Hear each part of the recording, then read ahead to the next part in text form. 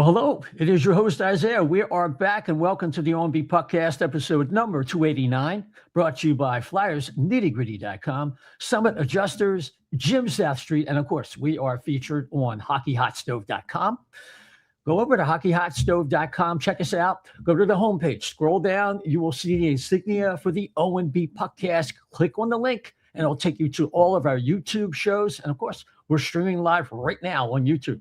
While you're there, if you could subscribe, give us a like, we really appreciate it. It helps us out with the algorithm. And of course, hit that notification bell so you'll know the next time that the O&B Puckcast will be streaming for your enjoyment. So we're also streaming on X and Facebook, and we do appreciate your listener comments, and we hope to get to those later. But as you can tell, Chef B and the great Dan Silver are off tonight, but no worries. We have from thefourthperiod.com, co-host of SiriusXM NHL Radio's Hot Stove podcast, fantastic every weekend. And of course, Kings of the Podcast with the mayor, John Hoven. It's DB, Dennis Bernstein. How are you, man?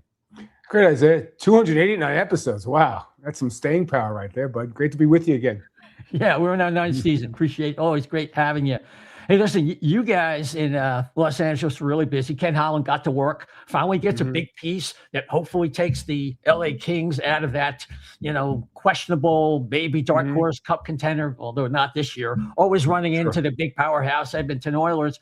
And they take a step to get Artemi Panarin for a reasonable cost. Why don't you break it down for the folks? Reasonable. They stole him from Chris Drury. That's what he did. Exactly. And when the player comes on and says, "Oh, if Kenny knew I would play for $5 million here, he wouldn't have gave me 11." Yeah. The cost. Liam Greentree is going to be a good middle six winger, right? Maybe second line, maybe third line. They got him for basically filled the nose cap hit. It's a stunning move. It's something that, and there's been a lot of narratives there's been a lot of negativity around the franchise because they haven't won a playoff round since they won in 2014. Right, so I understand it. Right, they haven't achieved anything. I think Rob Blake really did a disservice to this team. He didn't build a Stanley Cup contender.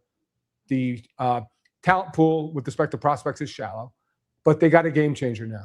They got unpredictability in a system that's nothing but predictable, and that's why the Kings score 2 goals a game. They're so predictable. Artemi Panarin changes that now. He gives them unpredictability.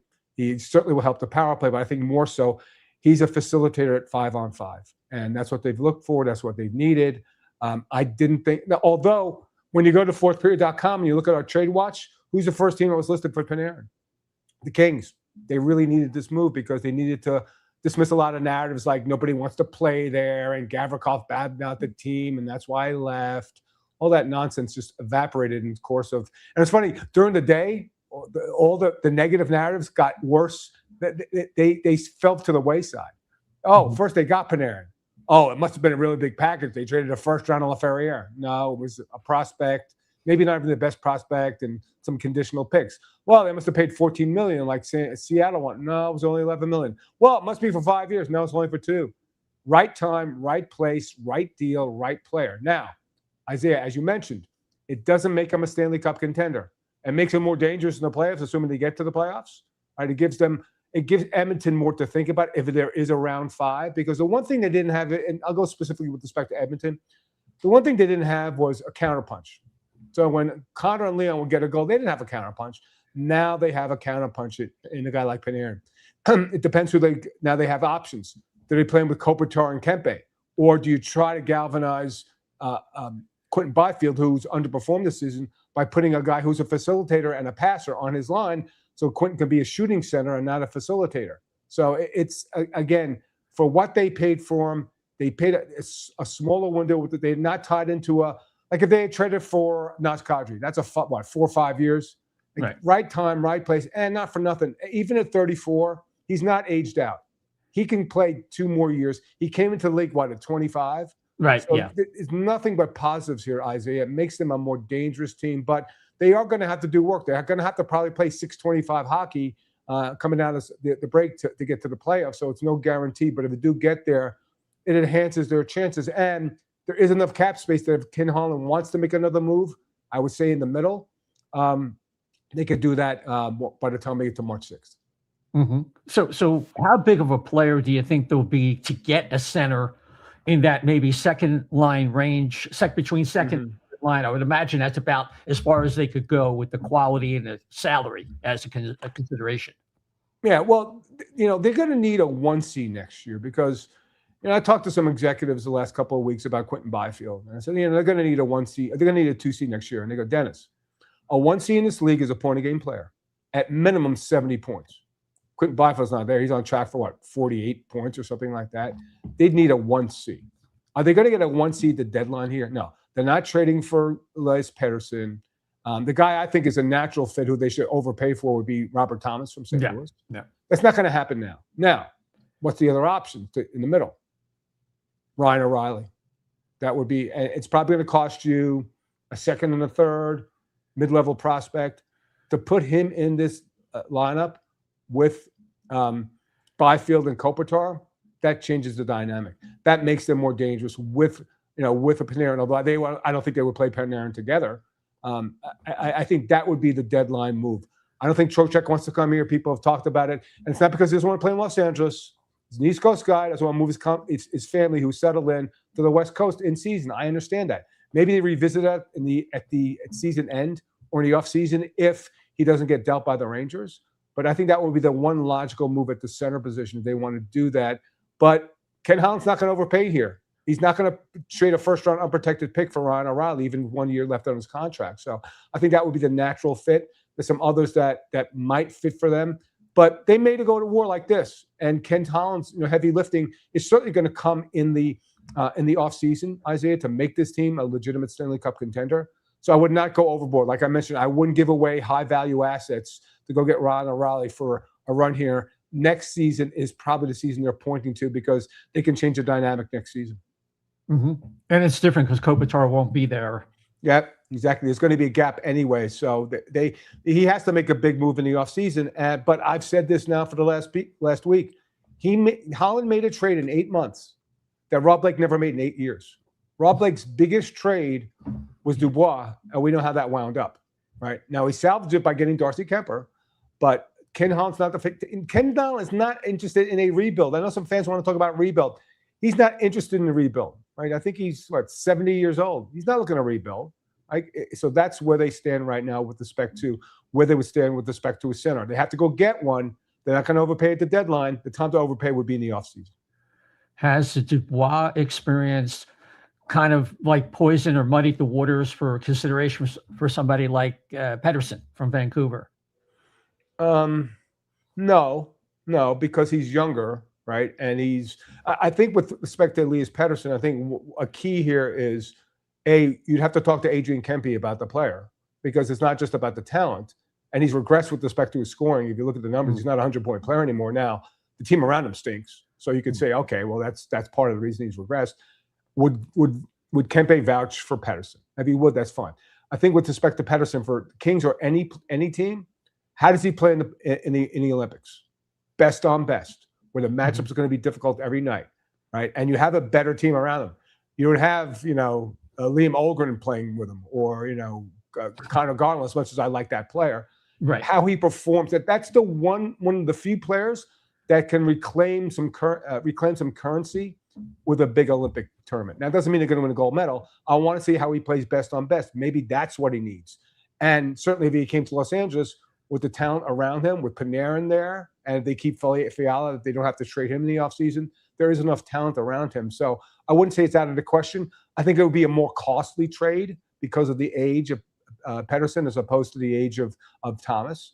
And my preference is Thomas because he's a play driver. There's less risk with respect to that trade. So it's just more risk to go get Elias Pettersson because of, the fact that he couldn't mesh with JT Miller, and that blew up the team, and his regression right now. It's much more of a risk. I think there's less risk here with respect to a guy like Thomas. Mm-hmm. Yeah. Oh, yeah, definitely the better fit. That's for sure.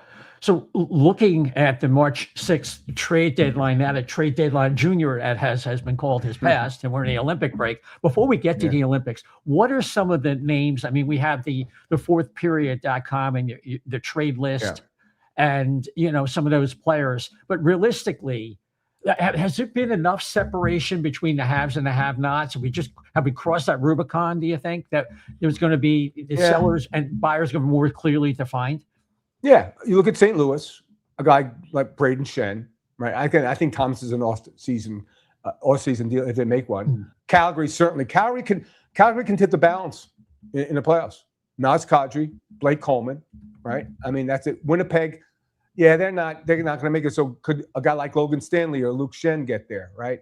The Rangers might tip it as well with respect to Trocheck. So there's enough quality at the top. It's not quantity though. Like you're probably talking about 4 or 5 players that can make an impact. Like I'll give you an example. Blake Coleman would be a great fit in middle 6 for Dallas, and that's a type of trade that Jim Mill would make. Now you're not going to overpay for that player. So yeah, there's probably you can identify probably half a dozen players that would move the needle for playoff qualifiers, but that's it. Trocheck would certainly make sense. And there's a photograph of him taking pictures with the Minnesota Wild players, which was kind of funny. And that's a no-brainer, right? Because when you look at Minnesota, and not for nothing, Colorado's regressed. Like I watched them play, and granted, maybe they're just bored, Isaiah. Maybe that's it because they played so well. I'm not going to play at 800 hockey, but behind Eriksson Ek, Ryan Hartman's a 3C on a championship team. He's not a 2C. This would be the player that they would go after. Maybe Carolina as well. So again, there's probably half a dozen players that tip the scale, but that's it. There's not a lot of quantity with respect to quality players that can move the needle here. Once we get to early April, or early March. I'm sorry. Yeah, sure. Alex Tuch is going to come down to the wire because a big decision there in Buffalo and finally move the needle, and then they get rid of Tuch. That would make sense. Yeah, but I think that's a situation where if you traded him at this point, Isaiah, you're undoing all the goodwill this team built up during the season. The building's full again. People are excited about it. They're a legit team. Like if you're trading Alex Tuch, you're not going to trade him for comparable talent because he's a rental. So what are you trading for? Futures. Well, guess what? The future's kind of now for this team. They're right there. They could be a 2 seed in the division. I don't think anybody's going to pass Tampa. You can't do that. And here's the other thing. You have to overpay for this player. Like the Kings may have overpaid a little bit for Kempe, but he was homegrown. You had to keep him. Not that Alex Tuch was homegrown, but he's from Syracuse. He wanted to be there. He never groused about being on a team when it was bad. You have to reward this player. It sends the wrong signal to the fan base that, okay, you were a series team for 40 games, and now you're not. You have to keep Alex Tuch home. So I would be really, if I'm a Sabres fan and I trade that player at the deadline, I got to get back NHL talent for him. If I don't, I'm really disappointed in Kekalainen. That's his first big move. And to trade off that player at this point, sometimes you keep your free agents and you take your chances. And if you have to overpay, you do, Isaiah. That's not a player I would move out of Buffalo at the deadline, even if he doesn't want to sign there. Gotcha. So we are at the Olympic break. It appears like most Olympics, at least before the Russians were kept out, that it's Canada and the United States and maybe Sweden. People are talking about Czechia because their goaltending is so good. Dostal. Yeah. And the Finns are going to be pesky too. The Finns never lose 7-1 in the medal round. So they're going to be pesky too. And they play a smart game. They have some speed. They played well in the Four Nations. Remember the Four Nations? They were fine. So they'll have something to say. But yes, the anticipation is U.S. versus Canada, the gold medal game, of course. Yeah, I mean, the big thing with the Swedes is missing Leo Carlson. He's such a difference maker. He's one of that vanguard of great young talents. He's the next Kopitar. He's the next Barkov. Like he's I see him a bit here in Southern California. Not that I follow the Ducks that closely, but he's that type of player. He's a 1C in this league, and they will certainly miss him. And that was a gruesome injury. I say, if you saw the video, the pictures of that discoloration on his thigh, it's a weird type of injury, but they will certainly miss him. And their chances would have been enhanced had he been in the lineup, but that's what happens with injuries sometimes. Yeah. So I'm actually I have a graphic of the lines. I don't think there was much that was controversial on the Canadian side. There's just so much talent. But the big issue with Canada is who's going to play goal. Do they have to go with Binnington because of the Four Nations, or do you go with Logan Thompson, who's actually playing much better? Or Darcy Kemper. I think Darcy Kemper's the better goal. The thing that with Darcy is he took a hit from a couple of weeks back from Mikko Rantanen in Dallas, and he really hasn't played at the same level. I'm not sure there's a lingering injury issue there. But familiarity breeds contempt, and these guys are loyal. Look at Bill Guerin, the way he built their roster. I think they're going to go with Binnington because he's been there before. Binnington.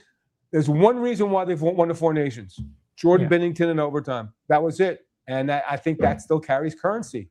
If you look at his numbers this year, they're terrible. Yeah. Like, he shouldn't be the starter, but in a big team, but not for nothing. Like we talked about Elias Pettersson, the team around Binnington isn't any good. So with Taves and Makar in front of him, with 5 minutes to go, he's probably going to make a save. So I think that's the one thing. So I think he'll get the first shot. Now they can play him in the round robin. They're going to get to the medal round. See how he performs in the games. Right, that might be the proving ground for Jordan Binnington, because based on his body of work in the regular season, Isaiah, he shouldn't be the number one.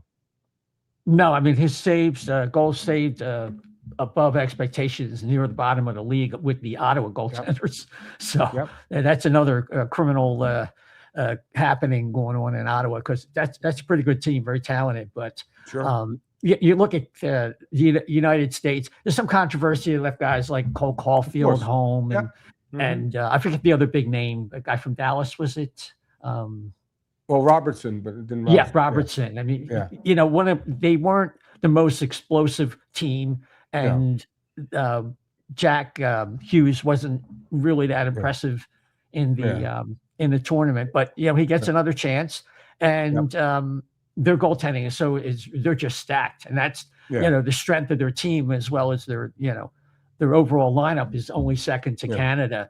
So what are you hearing about the conditions in Milan? We heard so much about the ice and how they were way behind schedule. Well, what's the feedback you're getting, I guess, from the female players that are out there already playing at the tournament? Yeah, I think by the time we get to the medal round, I think everything will be fine. I think that the next week will be a proving ground.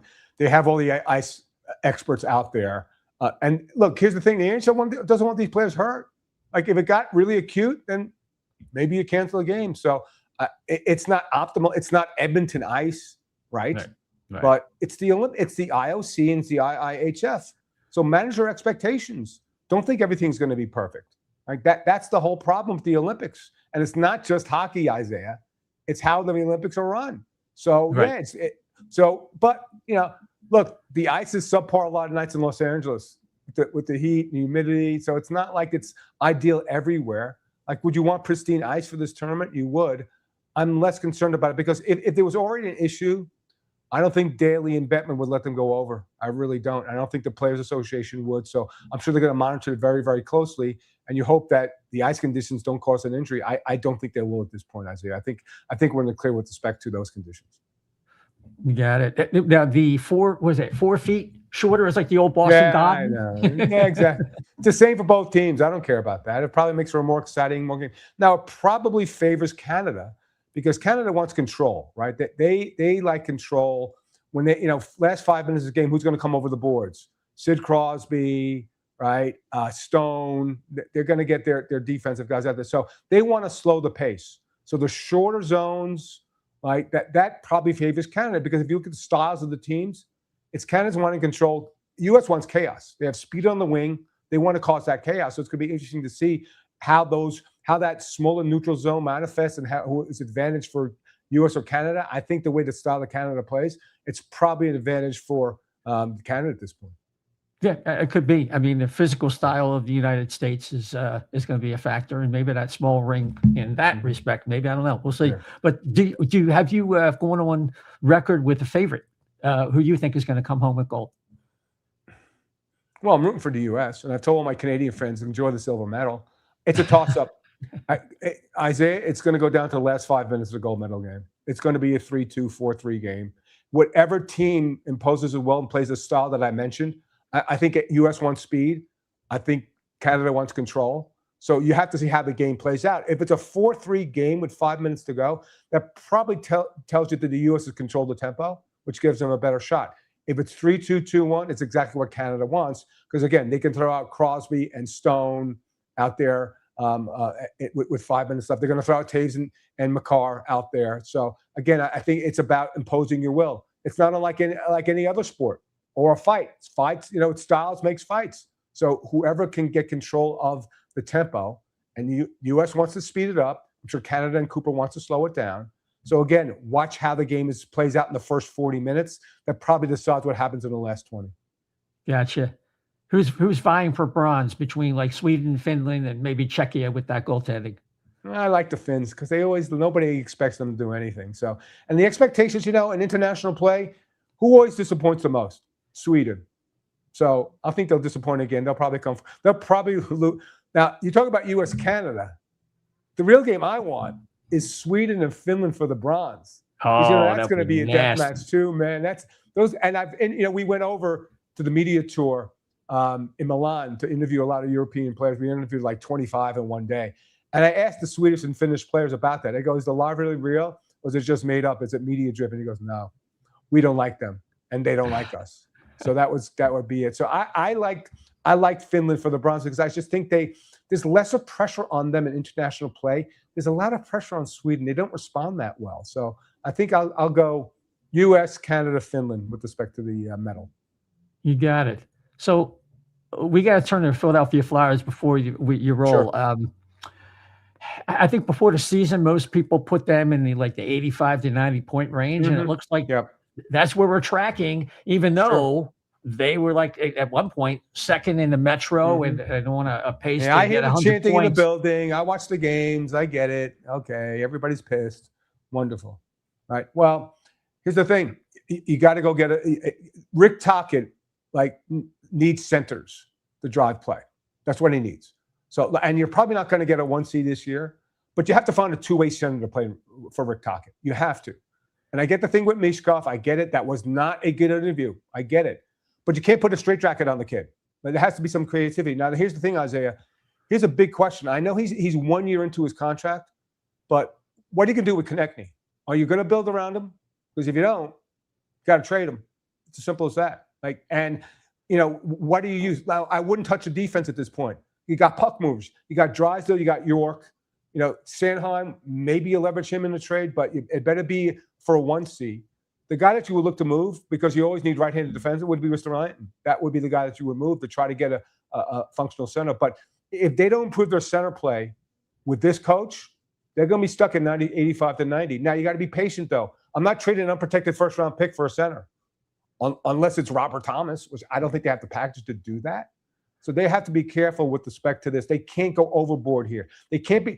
Management can't be reactionary to the fans going crazy, reporters going nuts, saying, okay, this team is regressing, because they really aren't regressing.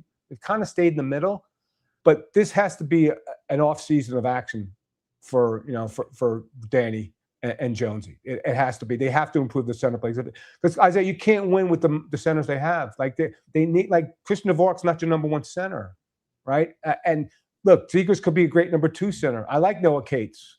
There's no play driver at the top that Tocchet needs. If you brought him in, and the great thing about Tocchet, he'll keep you in the game. He'll keep you in the standings until you get the talent. The question is, when they upgrade the talent, is this the right coach? He's the right coach right now, Isaiah. He is, despite the chanting and the bad interviews. For right now, with not an abundance of talent, he's the right coach because he'll maximize the talent that they have. Once they upgrade the talent, that's the question: can Rick really excel as a coach with elite talent? We don't really know because he's never really had elite talent around him. But job one's got to be to upgrade that center position, whether you trade off, like I said, maybe Ristolainen and you make some other moves. I think that's the big question in the offseason for this team, because they're far away, but they're not that far away. It shouldn't be a rebuild, right? But you have to measure how you're going to be. It's got to be measured aggressiveness for the organization this offseason. You can't go all in. You can't go wild hog. You can't trade away your futures. You can't do that right now, but you do need to upgrade. Well, yeah, I think, with the national perspective you bring, it kind of melding with the local one. There has been some discussion recently with some people that I have some contact with that the Flyers might be open to trading Konechny. And a lot of that is dictated by the fact that this rebuild, or whatever it is in a sense, still a rebuild because they haven't made the playoffs, is going to take longer than they thought. Yeah. And a lot of it has to do with the fact the cap went up, the free agents were signed, and that whole, possibility of free agency is more or less dried up. Absolutely. That caught them a little off guard. Even Keith Jones admitted that him and some other executives were surprised by that, the amount that the cap was going up and the effect on free agency. So I think the idea of trading Konechny, I think Ristolainen, I think the problem with Risto, it just hasn't been able to stay healthy enough to maintain his value. But agreed. Locally, we feel like if you don't get a 2C in here, we're not sure that Zegras is a center. Yeah. So that's another problem. Agreed.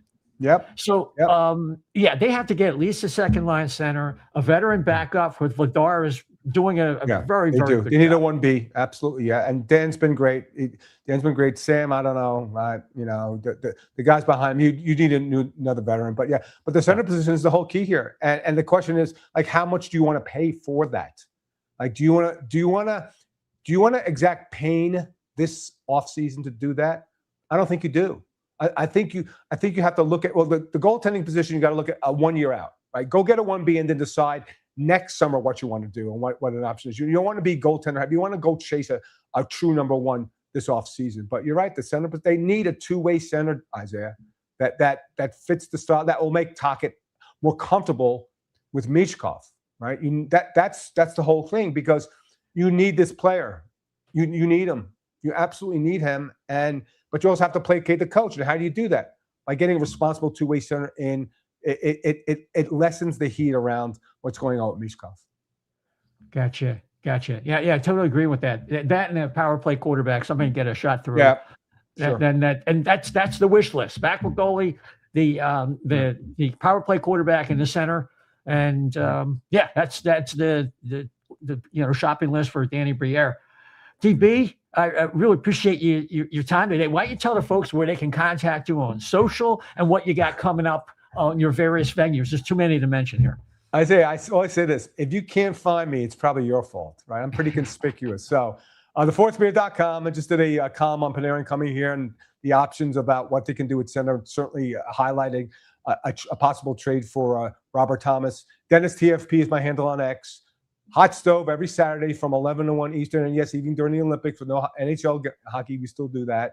Occasionally I sit in with Steve Koulias from 3 to 6 Eastern on the power play. The Kings of the Podcast, me and John Hoven, we just did a great Olympic break podcast there. And I think that's it at this point in time. So I think that's enough. I do have a life. I do have a wife outside this hockey, but it's been an interesting season in Los Angeles. Yes, I cover the Kings, but with respect to my duties at SiriusXM, I certainly have a national perspective as well. I do vote for the NHL awards, so at some point in time we'll start talking about those, which we're looking forward to. And I expect a crazy playoff. Look at the West is nuts. The East is a little less nuts, but I think this is going to be a great run up to the playoffs, and I expect another great playoffs. But it's always great being on O&B Cast with you, buddy. Appreciate it. TV, thanks a lot, and hope to see you again down the road very soon. It's always a pleasure. Thanks for the time. You got it. Take care. Okay.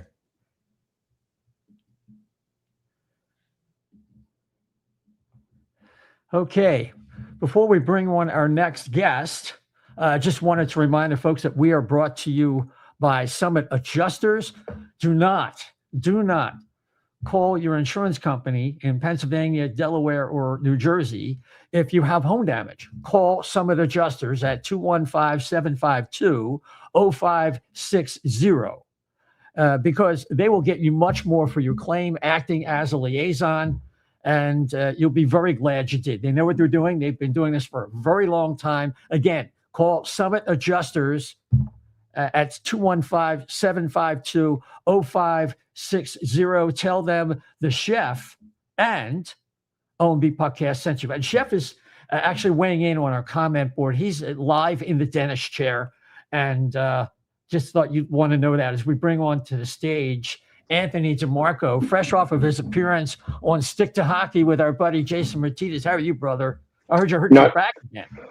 Yeah, no, it's today was just a bit stiff there, but I have been doing more exercises and whatnot. I'm feeling better, but still not enough to just get in the chair. And if we're talking for 15, 20, 30 minutes, I just wanted to be standing. So I'm sorry if the production isn't as good as it is usually. Oh, no, that's fine. Really appreciate it. You had a good session there with DB, and I kind of, he said the obvious things about the Flyers, needing a center, and well, yeah, you got me there. So, So at the Olympic break, the Flyers look like they're headed toward a very similar finish as they had in 23-24. I guess the question becomes, well, okay, they're not really making a lot of progress. Of course, they fell off, they fell off the cliff last year, but at least in 2024, they had to trade their best defenseman, functioning defenseman in Sean Walker, and they lost Carter Hart and had one of the better duos in the entire league. This year, it's different. This year, I think the expectations are, why don't we break 90 points? And, if we miss the playoffs, it'll be real close. We'll be playing important games in March. And that's kind of iffy. It doesn't look like that's the case. What's the feedback you're getting from the organization? Well, I think that obviously it's a little disappointing what happened. I do think there was always an expectation that they would even out a little. Maybe there was some overachieving based on some goaltending of Dan Vladar and some extra points you picked up in shootouts and overtime or what have you earlier in the year, back in November and let's say early December. But yeah, it's clearly disappointing. But at the same time, I think Danny Brière has been very vocal about this. And based on people I've spoken to with the team, it's been echoed in the sense that the players would show the management where they're at. And more so than just showing management where they're at, I think it's more about figuring out what this team needs. And to DV's point, and I don't think it is a universal take by any stretch, or it's not a galaxy brain take. They need a top line center, and maybe not even a top line center, just a top six center that could fit with this club for the foreseeable future. Look, I think there are some other things like a backup goalie, a top four left shot defenseman, a pair with Jamie Drysdale, I think are other things on that wish list. But at the very least, this season has showed management, in my mind, at least, what this team needs. Because yes, you have Luchenko, yes, you have Nesbitt, you have Bonk, you have Martone, but I don't think there's any like big time like crown jewel on the way to save everything. And yes, Martone, I think, is going to change things. Yes, I think Tyson Forster is going to change things when he's healthy, but they're not centers. There's no top four defenseman coming. There's no backup goalie coming within the next couple of years. So I think at the very least, if you want to spin it somewhat positively, the team knows that, okay, this is what we have. This is what we have a surplus of, and this is what we need to get moving forward. Gotcha. Yeah, there's no doubt about that. I think the big story, if there's one, and it's kind of generated by these so-called insiders, and that can be controversial to even use that word. But Nick Kypreos, today, you echoed him in terms of the organization kind of maybe loosening up and warming up to the idea of moving on from Travis Konecny if the right player became available, because maybe in their mind that frustration that we heard TK talk about of not making the playoffs and really not playing in front of a home crowd in the playoffs since 2018. Maybe he's echoed that privately. I mean, if it comes out publicly, he's probably said it privately before, just not blurting it out. And maybe they were thinking, hey, this is going to take maybe a year or two longer. And where's he going to be at that point in time? Exactly. Right? And look, even to, people like me or whoever, I imagine that any management personnel who speaks to, media members, even off the record, is going to be careful with this, right? But the one thing that was said to me was well, he has a no trade, no movement clause, but yes, he does very much want to play in the playoffs. Look, I mean, you could criticize them for signing him to that contract. I don't think it's the worst contract in the world. I get the thought process. Maybe on both sides, they thought they were closer than they were, which, I mean, you could view that negatively or positively, what have you. But, I mean, in a world where free agency pretty much doesn't exist, is that an immovable contract? And I think that's what we kind of have to look at this as, where I think that it kind of stems from the Owen Tippett debate, where people are like, oh, you had to sign him to that shitty. It's no, that contract makes Owen Tippett very attractive for other teams. I could tell you absolutely. That. And for Travis Konecny, I think it's a touch rich, but I just look at it as the Brandon Gallagher contract. And Konecny is what? He's 29 years old, going to be 30 soon. He'll probably give you at least, I would say, half of that contract. But at the back end of that deal, what is $8.75 million going to be? So I think that there would be an appetite for other teams to acquire Travis Konechny. I don't think it's by any means like, an immovable contract, just because that's what every team is doing nowadays.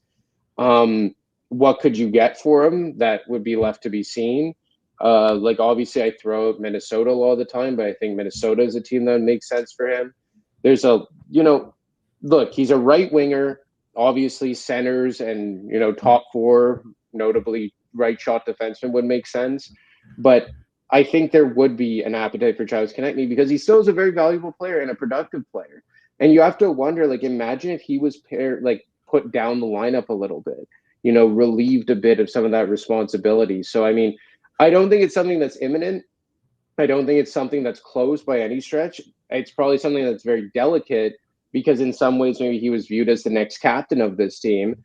But I do think it's something that maybe both sides are open to because, to your point, from the player's perspective, maybe he's like, damn, when is the next time I'm going to get into the playoffs?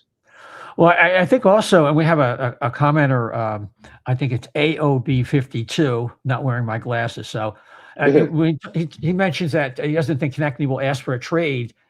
Well, no, I don't necessarily think that, but I think his public comments make it more likely that the Flyers would feel comfortable going to his agent and approaching the subject.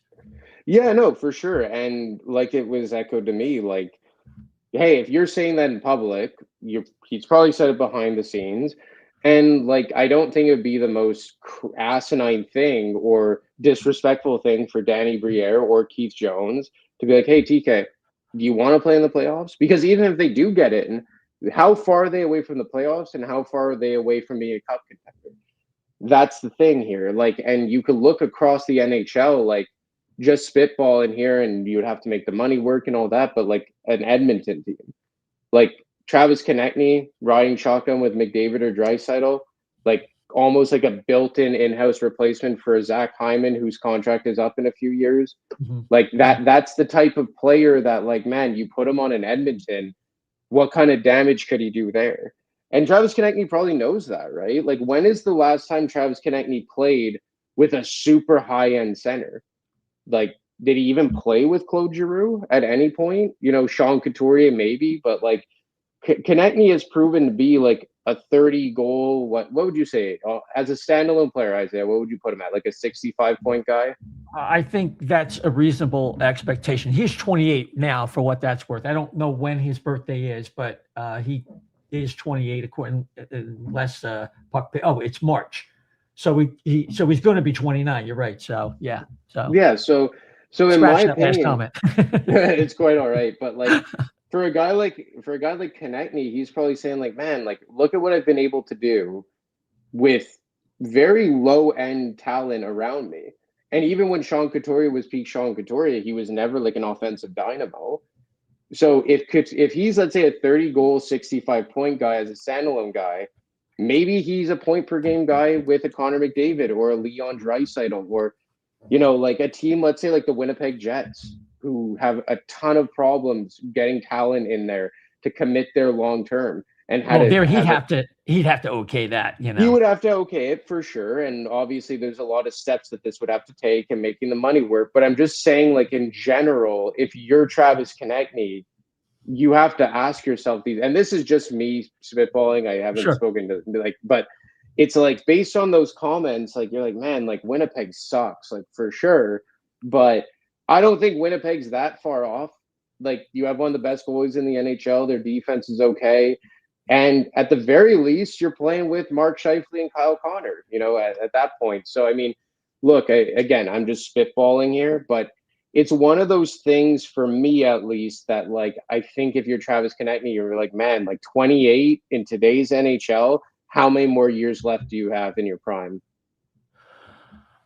Just totally spitballing. Dallas hasn't signed Robertson, have they? No, I don't believe so. Okay. So Dallas is this close to being a Stanley Cup team. This could be their year for all we know. Yep. And if they have to put limits on what they can pay a player, would they Yeah. maybe be someone for a swap of wingers where the Flyers get a little younger and the Dallas gets a more complete player, even if he's not, Flyers probably have to add in that deal because of the age and the fact that Robertson's, been as productive as he has been. But Yeah, just no, for sure. Like, and like taking away the Robertson factor and what it would take to get Konechny from Dallas's point of view, that's another team, Isaiah. You're bang on there where you've committed what $12.5 million to Mikko Rantanen. Do you want to go down a double-digit path on another winger? Dallas isn't exactly the deepest team down the middle, and they are kind of built as a fantasy hockey owner of Mikko Rantanen. They are built more on like a do it by committee approach, which sucks for me.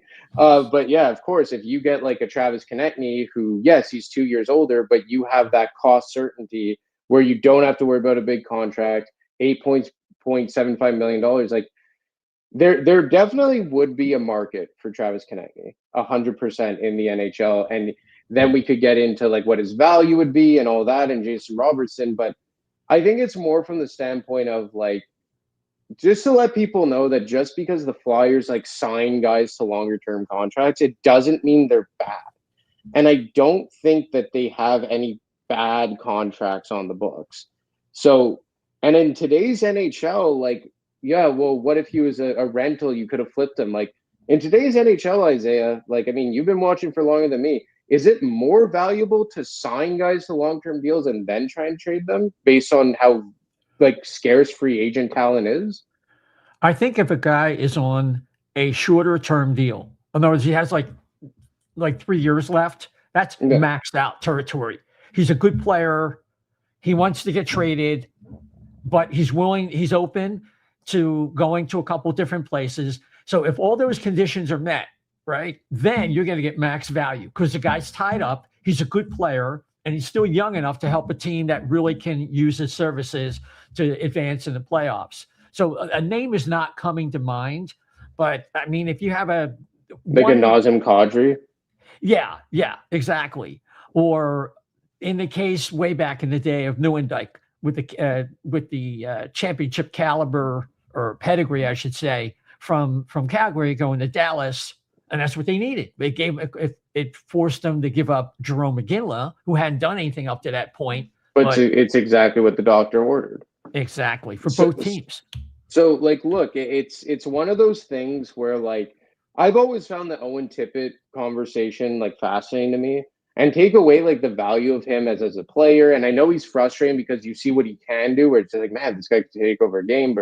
But then other games, you're just like, man, what's he doing out there? But I think that conversation has kind of deteriorated because of how well he's played this year. Oh, absolutely. Yeah, that's kind of like old hat. He's a much more complete player. He's using his physicality. His vision has been better. He's killing penalties, so he's a threat. So he's got value added on top of what he came into the season for. And that's one player you can definitely say that Rick Tocchet's coaching has made a difference. You got to give Tocchet credit for that particular player at least. Yeah. And he transports the puck better than probably any forward they have. Better than any defenseman they have. Yeah, better than any defenseman they have. Like the way he transports the puck, like reminds me of peak Jake Voracek, but even quicker. I think he's quicker. I think he's quicker than Jake Voracek. But like for what it would get, like for what you give for Owen Tippett, I would rather keep him. And I've said this a lot, not stylistically, but in terms of where he impacts your roster in the lineup. I really equate him to a Joffrey Lupul, where you put him on a second line, he's going to probably give you 25-25. He could show flashes of being a top line guy, but he really finds his niche in the middle of the lineup. And with $6.2 million, like, what are you going to get for an Owen Tippett as opposed to Travis Konechny, who has that pedigree of being maybe like that 30-goal guy who could maybe get to a point per game type of thing. So, I mean, I would explore Konechny more. But again, I don't think, like, a lot of people, and I get it, maybe it's just like a PTSD thing where like Paul Holmgren signed all these long-term contracts like LeCavalier and McDonald and Umberger and what have you. But actually Hextall acquired Umberger, but you get the point I'm making. Right. But it's like, I just think it's a different NHL where, put it this way, if Travis Konechny hit the open market this summer, would he get a 7-year contract close to $9 million? Absolutely. Absolutely. So my point is like, teams will acquire him. It's not the way it was, especially teams that are, let's say, out of market or out of, let's say, tax-free markets. So for a team, let's say, like, I bring up the Winnipeg Jets, and obviously he would have to okay it completely. But I'm like, let's say a team like the Winnipeg Jets, that they need depth scoring, like nobody's business, and they have a hard time getting teams to, or players to commit there. Why wouldn't they pay up heavy for Travis Konecny? And then we could get into what the value would be and all that. Or a Minnesota, that they want a right winger. It is a heavily taxed state by all accounts. They're basically in a win now window with Hughes for this season and next. Why wouldn't you pay up for Travis Konecny? So I mean, I again, there's a lot of hoops you'd have to go through, but I really do think that that's a scenario that could maybe happen more so than before. Yeah, I think the thing with the Minnesota, the limiting factor there would be their desire to get a center, because they really don't have much down the middle. But if they satisfied that and were able to still have some type of assets, I know you were talking this afternoon discussing Cade Brink and guys like that over for certain other players, but the problem is the needs that they have down the middle are very similar to ours. It's just they're surrounded with better goaltending than we have, and obviously you got an elite player like Kaprizov and Hughes on top of that into the bargain. So and they have, you know, like Eriksson Ek isn't probably a 1C, but he's a solid 2C. And you have Danila Yurov, who I'm not quite sure what he's going to be, but at least they have more of a framework than the Flyers have. Oh yeah. You know, and again, like they have Strommel, who, I mean, there's a lot of people who are like, oh, he's not this. So I'm not a prospects guy, but obviously everyone knows that he's playing at the University of Michigan with Porter Martone right now. But I mean, look, like we could get into that discussion, I guess, briefly before the show ends. But all this to say is that like there is like an avenue here, I think, it's going to take a lot of tough decision making, but I do think the Flyers should, and I think they're open to exploring more than just, okay, let's get rid of Bobby Brink and let's get rid of, you know, who like player X to make some room here. I think that to maybe like, man, should we make a major shakeup? Yeah, well, I mean, when you're going nowhere, you think about it. Like I mentioned earlier, if they're in the range to finish more or less what they did in 24. And to get to that point, you know, like I mentioned earlier, where they had to lose their top goalie and trade their more or less their best defenseman and Sean Walker at the time, that didn't happen this year. So, you know, let's talk about Charlie Strommel. That player, it's really hard to get a read because he's older. He's got a year, like I think he's 2 years older, I think, than at least a year older, but I think he's 2 years older than Martone. The thing about him is I think he's kind of like going to follow a career path, kind of like, I don't want people to get the wrong idea, but kind of like a 2.5C at a ceiling, like a Kevin Hayes kind of player. That's a nice player. And if he's not, you know, lounging on the golf course, you know, instead of training or whatever, then hey, all the more better. But I don't know. I think he'd kind of be very similar, maybe a little bit better than what they currently have in the system. The only thing is, the advantage of Charlie is that he is closer to being ready than anybody that the Flyers have in their system, and that's a built-in advantage. And I'm kind of looking right now at his status right now as we speak. So what? I mean, we watch him. It's just the eye test. I don't have analytics on NCAA. But I know he's part of one of the best lines. What are they, like a plus 76 or something crazy? Yeah. Well, look. I don't know the first thing about Strommel. I do, but I mean, he's just someone that I think makes sense because Minnesota is looking for talent. He does play with Porter Martone. I checked in with a Minnesota source about this, and apparently Martone is very much like attached to Strommel and follows him around like a puppy dog, if you will. That's how it was framed to me. And that's not a bad thing, right? And look, is Strommel going to be a slam dunk 1C? No. Is he going to be a slam dunk 2C? Maybe not. Like, I don't know. But I think like someone said today in like a reply to one of my tweets of like, well, he's not going to be a legit 1C. If the Flyers aren't giving up, and I think people have to make peace with this, unless they're moving Michkov, Martone, or to a slightly lesser extent Tyson Forster, there is no 1C coming here. Like Robert Thomas will not come here. I even doubt like a Matty Beniers, who's probably like a fringe 1C, is coming here. If that is their prerogative, where they're saying to themselves, like, we are going to build this talent on the wing down, you have to take chances on guys like this. A 1C, a 2C, or guys like that could be like 2, 3Cs, right? So Stromel has built-in chemistry with Martone, and maybe if you put him between Michkov and Martone, he could be that fringe guy. And then you bump Dvorak down, and then Luchenko or Berglund, what have you. I'm not saying it's a perfect thing, but if your wingers can go from Martone, Michkov down to Zegras, Konechny / Tippett, one of the two, and then down to Forster and Bump or Barkey or whoever, or Grabenkin even, if your 1 to 3 centermen are, you know, Stromel, Dvorak, Luchenko, it's not perfect, but at least you kind of see you kind of see a framework, if you will. Right. Yeah, he's 21, so he's got 2 years on Martone, as I thought. Yeah, no, I definitely see that. He's scoring at a rate you would expect for somebody who's progressing at the level that they're at, and I can definitely see that. He's obviously taking charge with what's currently the number 1 team in college hockey. So there's a lot to like there. So the other criteria that has to be satisfied, though, is the backup goaltender. How do we get that? And of course, the defenseman who can operate on the power play. Because I think just getting somebody who could play with Jamie Drysdale is not enough. No. If you haven't solved your power play problem, I know we talked a lot in the past, the last few shows, talking about Bowen Byram, and it seems like a natural fit. It's just a matter of how does that mesh with the needs of Buffalo and what we're able to give them to get that player to come to Philadelphia. Well, look, it's going to be a redundant conversation, but I would say Bowen Byram again, just because, winning cures a lot in Buffalo, but he didn't commit long-term to them. They have long-term commitments to Dahlin and Power, who both need power play time. Power's not even getting it right now. And even Matthias Samuelsson, who's not a power play guy, but at the same time, he still is a left shot guy. And what I've heard about Bowen Byram is that he wants the chance to be a top dog, which is he that? Who knows? But he's always been behind a Dahlin or a Makar, what have you. So that is my thought process.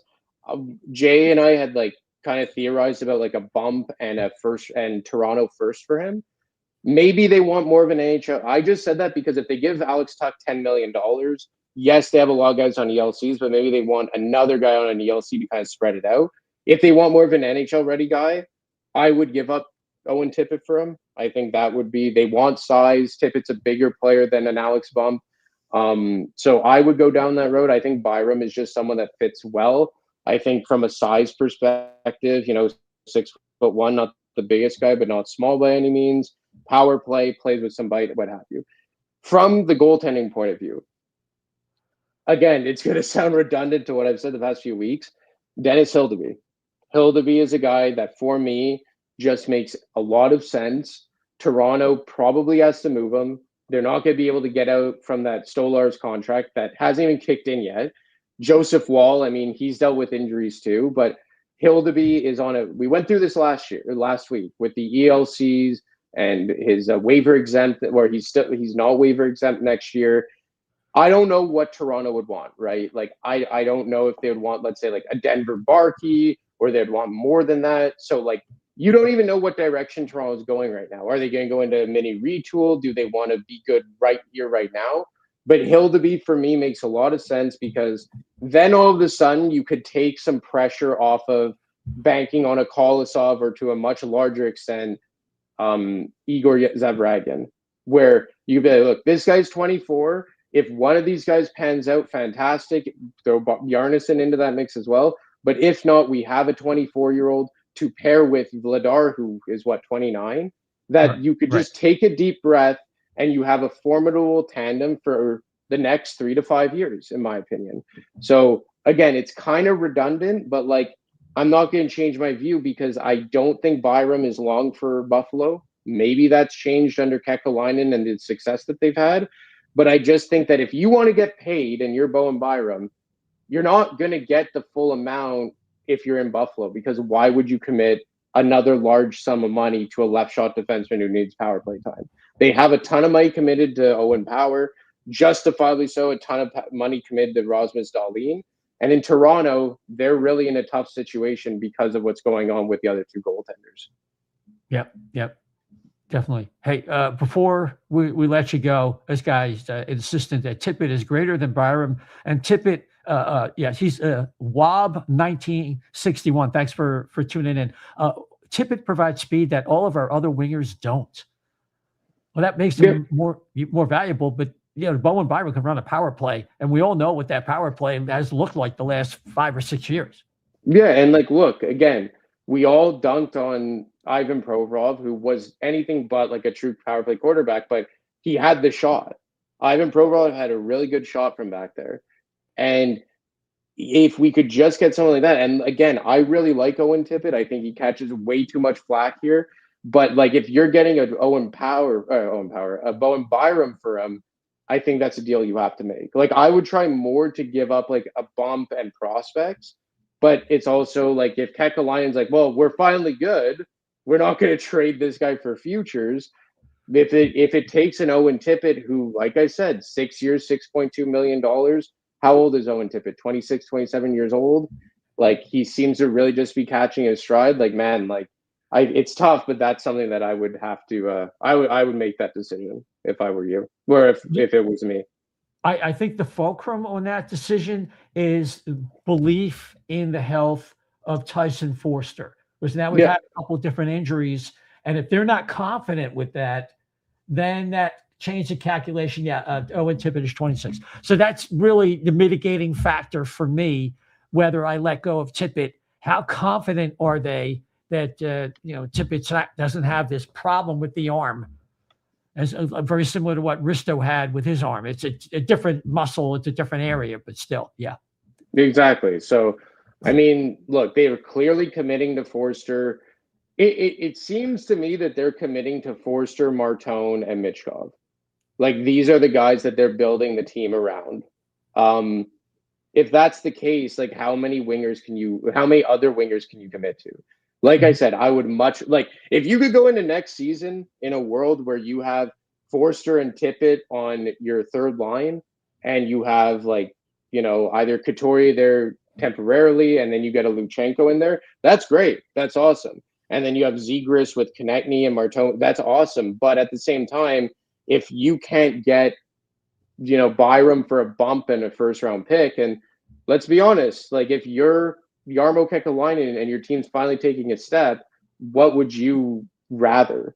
Would you want futures, or would you want an established guy who's a 25-25 guy who has size, which Buffalo has been looking for? Well, they might like Travis Konechny because he's a leader. Yeah. And the contract's manageable if they let go of Bowen Byram. Yep. That's maybe. I don't know. Yeah. It's all this to say is that I would keep Tippett at all costs, but if push comes to shove, it's something that Byram checks a box, and Tippett, at the end of the day, at least you have guys in-house that can theoretically replace him. But right. I'm with you that I like Owen Tippett, and even when he was struggling per se, look at what he's been able to do with, again, I think that playing with a guy with the vision like Denver Barkey, because would you say Denver Barkey has a lot of attributes like a centerman? Oh, definitely.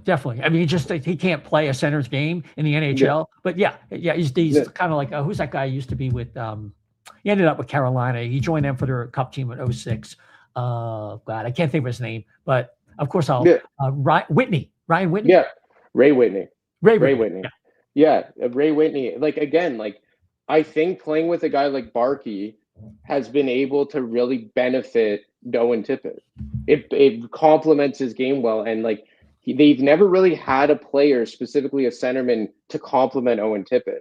And I think Barkey, who did play center in the OHL a bit, and like we just said, has a lot of center attributes. Now maybe you're unlocking something with Owen Tippett, and it's just that contract. Like a lot of people like complain about that contract, and I'm just like, but like it's a really good contract. I've never understood it. So I'm with you. I would keep Owen Tippett at all costs, to be quite honest. Gotcha. Just one more with the why isn't Zegras a 2C? Simple. It's Rick Tocchet plays a very center dependent system, and it would take a lot away from his game because wouldn't he be? I think Bill and Jason were talking about how Zegras would have to be like the last guy out of the zone, and it would that would detract from his offensive game, and defensively he'd have to get stronger. He'd probably have to gain about 5-7 pounds of muscle. Tocchet's system is, like I said, really the defensive responsibility on the center is such that something that Trevor Zegras has never displayed before, and maybe he will, but I'd rather get somebody else, frankly. and as much as they need centermen, they also need offense.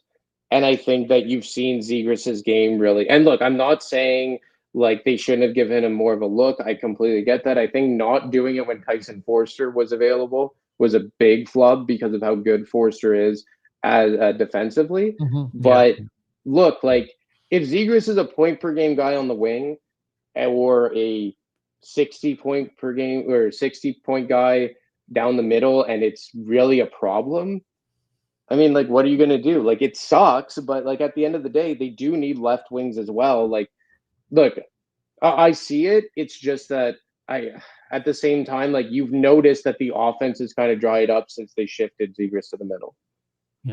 Yeah. So I want to mention one last thing. I was going to bring it up, but I just think it's because I was thinking about how Zegras has to get stronger and engage more physically and all that. I was watching a breakdown by this guy, Petey, who's on a PHLY podcast sometimes. He used to work for a breakdown Coyotes with Rick Tocchet was there, and he was showing a whole bunch of clips with Michkov. His conditioning is one thing, but his lack of engagement, to me, it speaks to his lack of confidence within his strength and how strong he is on his skates. And that was something that was considered one of his strong points with his edges and things like that. It's going to be a big offseason for him. Oh, 100%. Like, look, conditioning is a part of it. I think Rick Tocchet kind of chunked it with like leaning so hard into it and getting offended by it.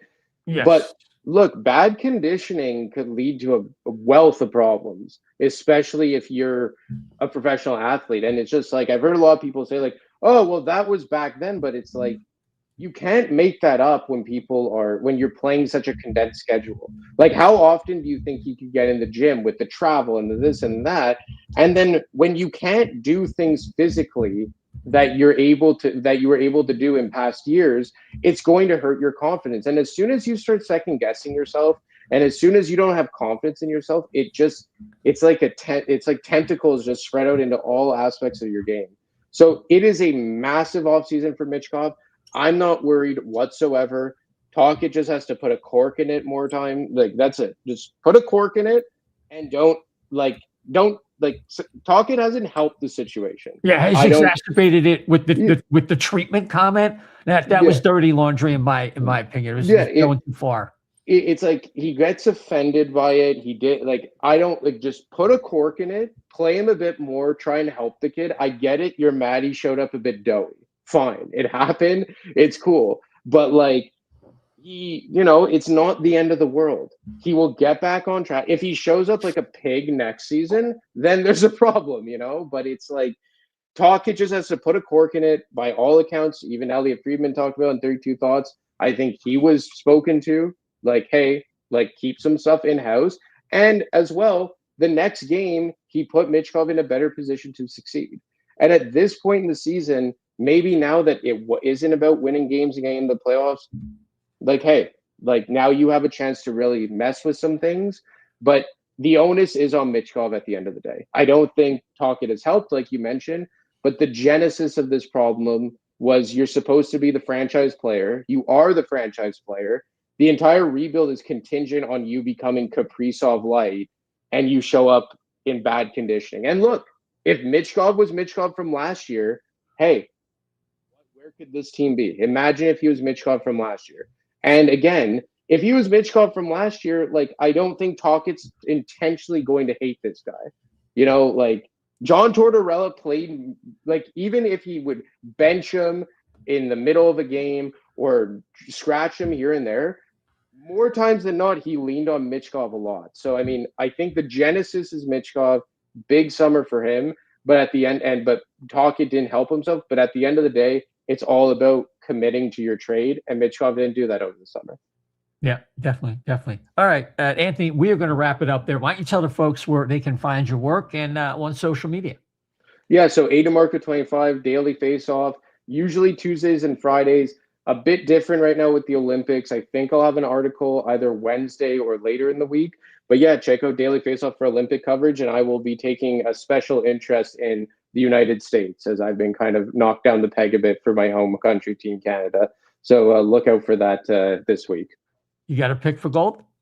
I picked Canada, maybe a bit of a homer pick, but I got to tell you, I love that. Up front, I think there's a lot of redundancy with Team USA. Like trying to where you're going to put Jack Hughes, where do you put Jake Gensel, all that. I think that's a little. There's just some redundancy, but that blue line, man, Hughes and McAvoy, two guys that weren't there in the gold medal game last year, like that's a tough blue line to beat. Yeah, I'm going to pick Team USA. I like their goaltending better. I think the rationale that Bill Guerin has is that if Binnington didn't come up big, they win that game. Binnington was otherworldly and was some of those saves. And it's 100% what it is. Yeah, and he probably doesn't think they can do that again. And then, like you were saying, now you got Hughes and McAvoy, a little bit more offense there. And on paper, the best pairing in the tournament. Yeah, fantastic. Yeah. And thanks a lot. Hope to see you again down the road very soon. Looking forward to it, man. Enjoy the Olympics. Okay, you too. Take care. All right, everybody. Well, that's going to be tonight's show. I just want to remind everybody before we go that the Jim South Street for 40 years in the finest Philadelphia tradition has been giving you the finest cheesesteaks, hoagies, and fries that you'd ever want. 400 South Street in Philadelphia. Check them out. Uber Eats, Grubhub, whatever it takes to get that delicious food to your door if you live near 400 South Street, or just when you're in the area, drop by and check them out. Jim South Street, 400 South Street in Philadelphia. And also, you can follow the O&B Puckcast on Bluesky and X, of course, at O&B Puck, at O&B Puck on GETTR, at O&B Puckcast, or you can follow the O&B Puckcast on several podcast platforms, including Apple, Spotify, iHeart, TuneIn, Amazon Audible, and of course, we're on YouTube. Don't forget that subscribe and that like button. Really appreciate it. And the notification bell. And of course, we're on Facebook. And just put in there O&B Puckcast. It should pop right up for you. And whatever applies to your platform, like or follow. So we really do appreciate you tuning in tonight. It's just me flying solo, and I appreciate your forbearance. Hopefully, Dan and Chef will be back with our next show, as we're going to update you, get updates from Milan on the Olympic Games, and we'll see how that goes. So that's all we have for you tonight. Thanks for tuning in. Until next time, everybody, take care.